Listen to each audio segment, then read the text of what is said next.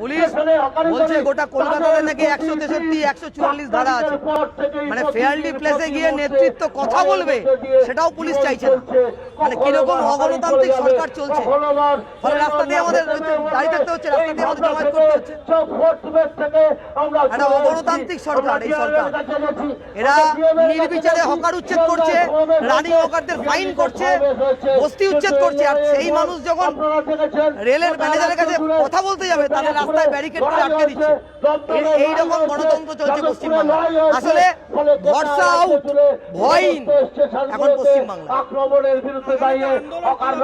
এই আন্দোলনকে আমরা জারি করে রাখবো, কারণ পুনর্বাসন ছাড়া হকার উচ্ছেদ হবে না এবং লাইসেন্স দিতে হবে।